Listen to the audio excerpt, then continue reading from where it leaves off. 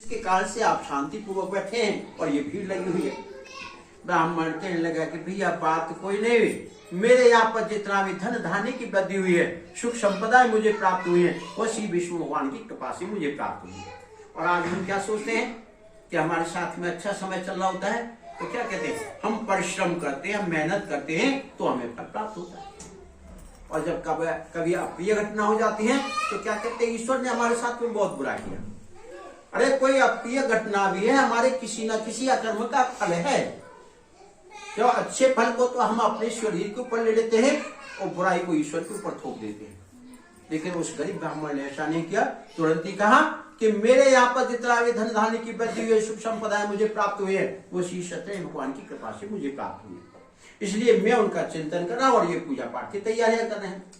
तो लकड़हारे के अंतःकरण में इतना भाव जागृत हो गया कि अपने पानी पीने की इच्छा को भूल गया और सत्यनारायण भगवान के पूजा पाठ को देखने लगा।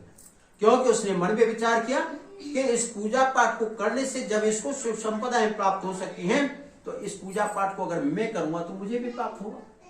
तो इतना भाव जागृत हुआ, अपने पानी पीने की इच्छा को भूल करके सत्यनारायण भगवान के पूजा पाठ को देखने के लिए बैठा। सत्यनारायण भगवान का पूजा पाठ संपन्न हुआ, काफी समय व्यतीत हो गया। सत्यनारायण भगवान का पूजा पाठ संपन्न होने के उपरांत सभी के लिए प्रसाद समर्पित किया, तो लकड़हारे के लिए प्रसाद को समर्पित किया। लकड़हारा प्रसाद को सेवन करने के उपरांत अपने पानी पीने की इच्छा को पूरा किया। पानी पीने की इच्छा को पूरा करके नित्य क्रम लकड़ी बेचने के लिए चला। जैसे ही उसने लकड़ी का गट्ठा सर पर रखा और शरीर में श्रद्धा जागृत हो गई, तुरंत ही उसने भी संकल्प कर लिया कि आज मुझे भी लकड़ी बेचने से जो कुछ भी धन प्राप्त होगा, उसी के द्वारा मैं भी सत्यनारायण भगवान का पूजा पाठ करूंगा। तो इस संकल्प के आधार पर जिस नगर में वह पहले लकड़ी बेचने के लिए जाया करता था, उसी नगर में लकड़ी बेचने के लिए जा पहुंचा।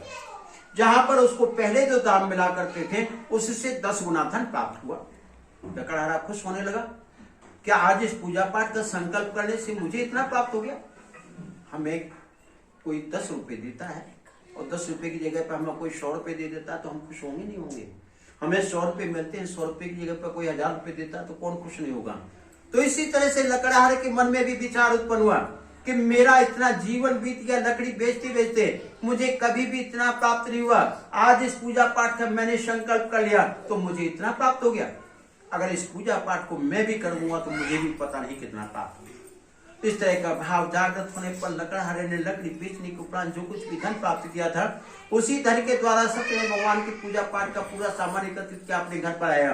सभी बंधु बांधवों को साथ में लिया, ब्राह्मण को बुलाया, सत्यनारायण भगवान का पूजा पाठ संपन्न कराया, सभी को प्रसादित किया, ब्राह्मण को भोजन कराया, दक्षिणा देकर के विदा कर दिया।